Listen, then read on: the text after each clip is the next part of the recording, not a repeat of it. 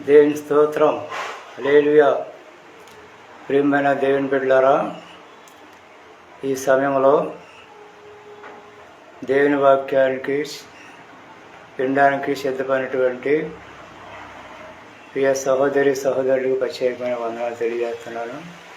ఆయా స్థలాల్లో ఉండి లైవ్లో ఈ యొక్క ఉదయకాల సమయంలో దేవుని వాక్యాన్ని వాగ్దాన రూపంలో ఒక మాట మీకు అందించాలని ప్రభువైన యేసుక్రీస్తు పేరట నేను మిమ్మల్ని బతిమాలుకుంటూ ఉన్నాను. దేవుని మాటలు విందాం. ఆయన మనతో మాట్లాడుతున్నప్పుడు మనకెంతో ఆశీర్వాదం.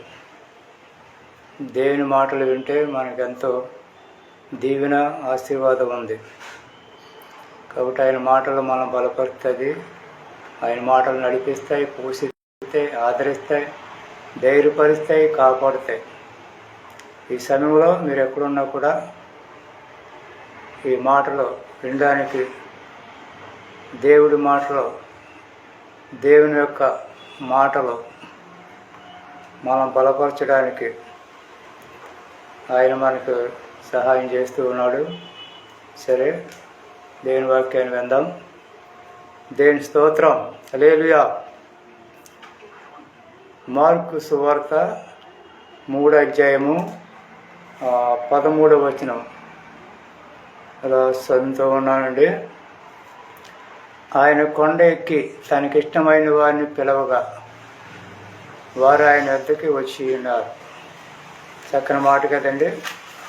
బైబిల్ గ్రంథంలో మార్కు సువార్త 3:13 యేసు ప్రభువు వారు తనకిష్టమైన వారిని పిలిచాడు. ఎందుకు పిలిచాడంటే వారితో కూడా ఉండడానికి. ఏమండి, యేసు ప్రభువు వారు ఆయన మనల్ని చూశాడు, ఆయన పిలిచాడు. ఆయన పిలవడానికి గల ఉద్దేశం ఏంటంటే తనకి ఇష్టమైన వారిని పిలిచాడు. మనం దేవునికి ఇష్టమైన బిడ్డలమని మరవద్దు. ఆయన పిలిచాడంటే నువ్వు ధన్యుడు, ధన్యురాలు. ఈ పిలుపు, ఈ ధన్యత లేని వారి లోకములు ఎందరో ఉన్నారు. కాబట్టి ప్రియ దేవుని బిడ్డలారా, యేసయ్య నిన్ను నన్ను పిలిచారు, తనకిష్టమైన వారిగా పిలిచారు.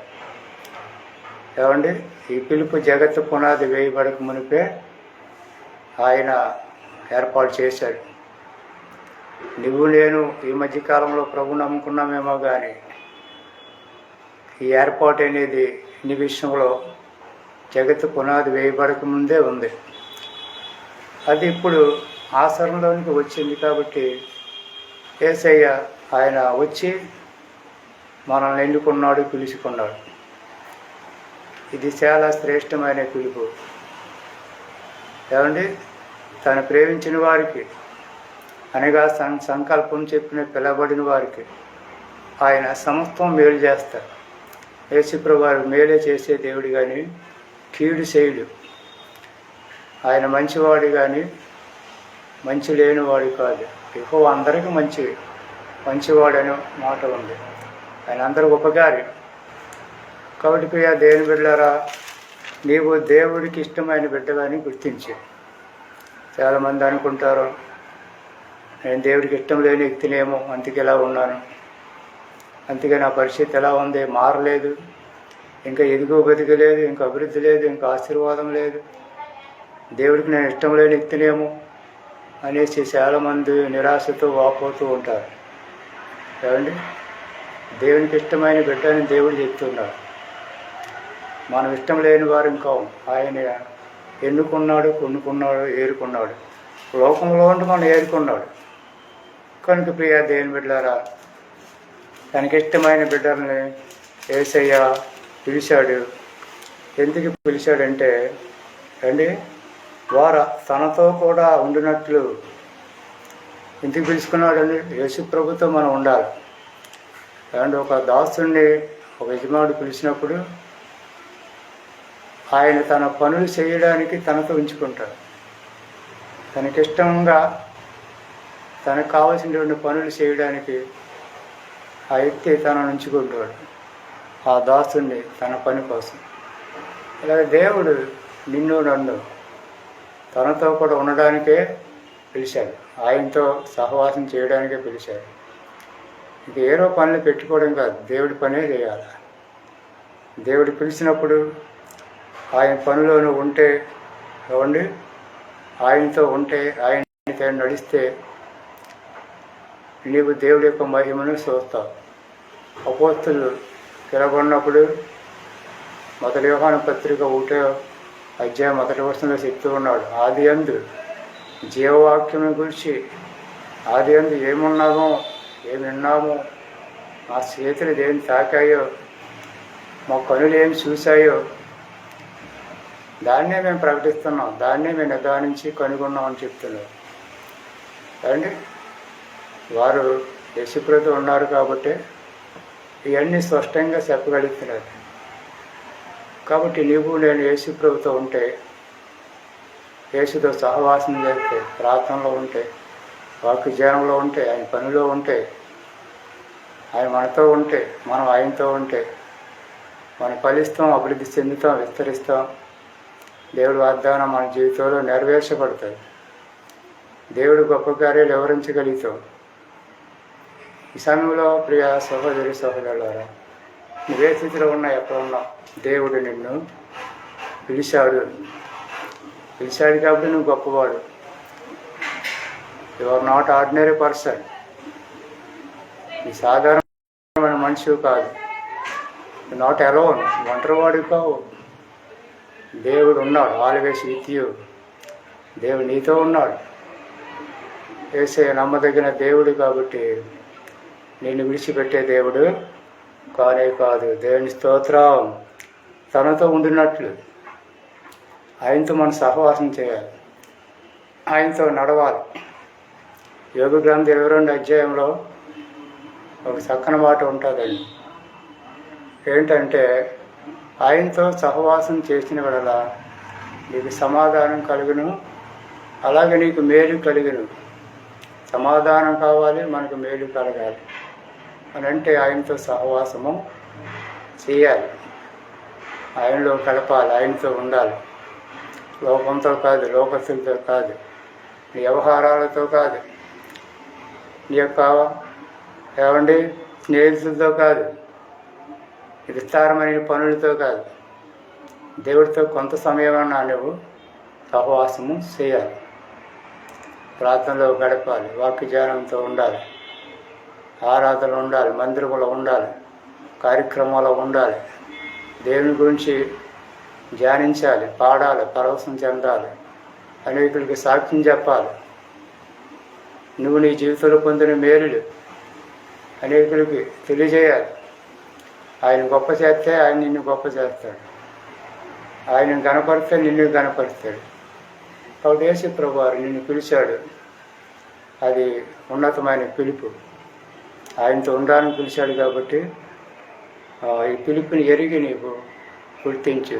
యేసు ప్రభువారు నిన్ను పిలవడానికి ఆయన కొండ ఎక్కాడు. ఆయన తన మనసులో నిన్ను ధ్యానించాడు, నిన్ను చూశాడు, రాత్రి అంతా గడిపి తన శిష్యుని పిలిచాడు. ఏమండి, నతానియేలుని శక్తికుండా ఉన్నప్పుడు నతానియేలుని ఎలా అయితే చూసి పిలిచాడో నిన్ను నన్ను అలా పిలిచాడు. జక్కి ఆ శక్తిపై నుండి చూస్తున్నప్పుడు యేసు ప్రభువారు జక్కీని చూసి ఎలా అయితే పిలిచాడో నిన్ను నన్ను పిలిచాడు.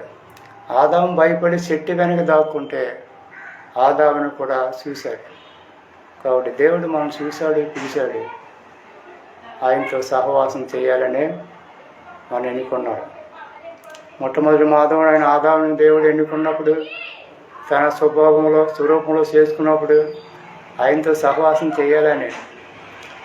ఆదాముకి దేవుడితో సహవాసం చేసినంత కాలం ఆదాముకి సమృద్ధి, దీవెన, సమాధానం, ఆనందం, ఆశీర్వాదం, నెమ్మది ఉంది.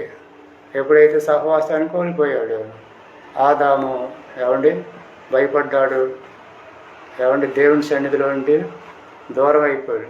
కాబట్టి నీవు నేను దేవునితో సహవాసం చేస్తే మనకి మేలు కలుగుతుంది. ఆయన మనకు పిలిచాడు, నువ్వు ఒట్టివాడు కాదు. దేవుడి కార్యాలు నువ్వు పొందుకోవాలి, అనుభవించాలి. ఆయన గొప్పవాడు. దేవుడు మనకి తండ్రిగా ఉన్నాడు, స్నేహితుడిగా ఉన్నాడు, వైద్యుడిగా ఉన్నాడు, కాపరిగా ఉన్నాడు. యేసు ప్రభువు నిన్ను నన్ను పిలిచాడు కాబట్టి మనము ఆయనతో ఉందాం, ఆయనతో సంభాషణ చేద్దాం, ఆయనతో గడుపుదాం, గొప్ప కార్యాలు చూద్దాం. వాక్యాన్ని ముగిస్తూ ఉన్నాను. ఆయన మనల్ని పిలిచాడు. పిలిచిన దేవుడు నమ్మదగిన దేవుడు, విడిచిపెట్టే దేవుడు కానే కాదు. ఏ స్థితిలోనున్నా ఎక్కడున్నా ఆయన విడిచిపెట్టే దేవుడు కానే కాదు. అట్లాంటి కృపా దేవుడు మనందరికీ దేవుడు దయచేయను గాక. ఆమేన్, ఆమేన్. ప్రార్థన చేసుకుందాం. మహాపరిశుద్ధుడు అయిన తండ్రి, ఇంతవరకు నాయన చక్కగా నీవు మాతో మాట్లాడావు. మార్కు సువార్త 3:13 అయ్యా ఇచ్చిన సందేశం కొరకు వందనాలు ప్రభువా. నీతో ఉండడానికి మమ్మల్ని పిలిచావు. నీకు ఇష్టమైన బిడ్డలమని ఆ దేవుడే చెప్తూ ఉన్నాడు. కాబట్టి నాయన నీకు ఇష్టంగా మేము బ్రతకడానికి సహాయం చేయండి. సర్వోన్నతమైన సర్వలో నీకు మహిమ, నీకు ఇష్టమైన బిడ్డలకు భూమి మీద సమాధానం. అలాంటి సమాధానం వాక్యం విన్న వారందరికీ దయచేయమని ఆయన ఈ చిన్న ప్రార్థన అంగీకరించమని, జవాబు దయచేయమని యేసుక్రీస్తు పేరట అడుగుతున్నాము తండ్రి. ఆమేన్, ఆమేన్ చెప్పండి. దేవుని స్తోత్రం. ఈ వర్తమానం మీకు ఆశీర్వాదకరంగా ఉన్నట్లయితే దయచేసి ఫోన్ చేయండి. దేవుడు ఇంకా అనేకమైన సందేశాలు వాగ్దాన రూపంలో చెప్పడానికి మరి అవకాశం ఉంటుంది. మిమ్మల్ని మీ కుటుంబాన్ని దేవుడు దీవించుగాక. God bless you. ప్రైజ్ అందరికీ వందనాలు.